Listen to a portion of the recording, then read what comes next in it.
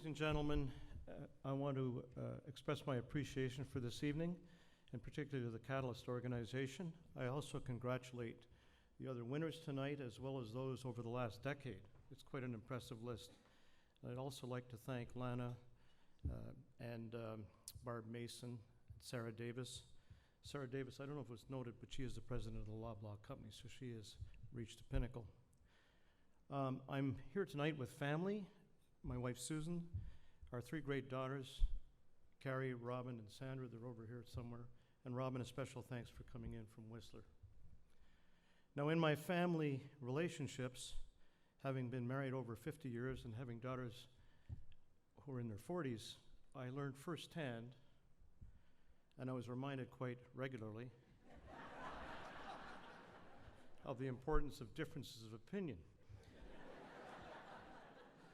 And so all the votes of consequence were 4-1.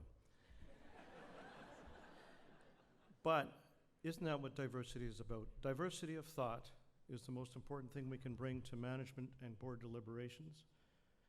And gender is one important part of that diversity. I got into the counseling and coaching and mentoring business, and it wasn't for altruistic reasons. When I was working at Price Waterhouse, and I started, then Price Waterhouse, now PwC, I started in the late 60s.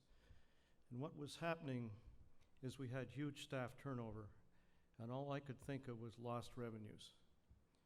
And that was the truth of the matter, and I got into it. And then over that time, in the 70s and 80s and 90s, the women were joining the firm in record numbers. Until now, it's probably totally equal in every respect, including equality of pay and opportunity. And we noticed that the turnover in women was much higher than the turnover in men. And you've heard from the bank presidents tonight, and I know you've heard from other speakers who are from banks. Financial institutions were the big draw, the banks in particular, and what they were doing was trying to make their gender statement clear at the executive and board ranks. And so they went after our best people. And it wasn't only PW, it was in the profession.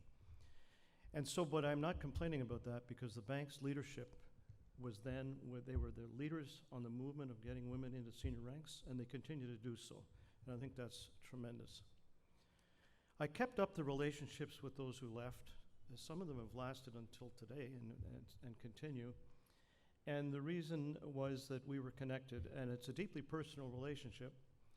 And if you sat in on a conversation between me and another mentee, you'd wonder who's the mentee and who's the mentor at this point.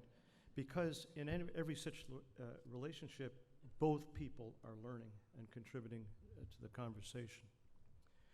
Now, there's been an explosion in women since I started in the business, an explosion in executive ranks, in academia and government, professional firms. And so I would exhort those women who have not yet taken on a role of, shall we say, counseling and mentoring other women, aspiring young women such as the ones we've met tonight, to take it on. And the reason is simple. In my experience, all other things being equal, a woman would rather be mentored by another woman for the simple reason that they've lived the life and they have much more direct knowledge about that.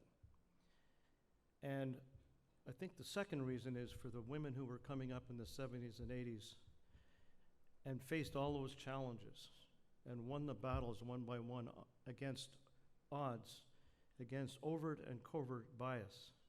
They are the real champions, and they should be telling their story to these generation, these young ladies who are going to be the future leaders here in the country. So thank you very, very much indeed for this recognition.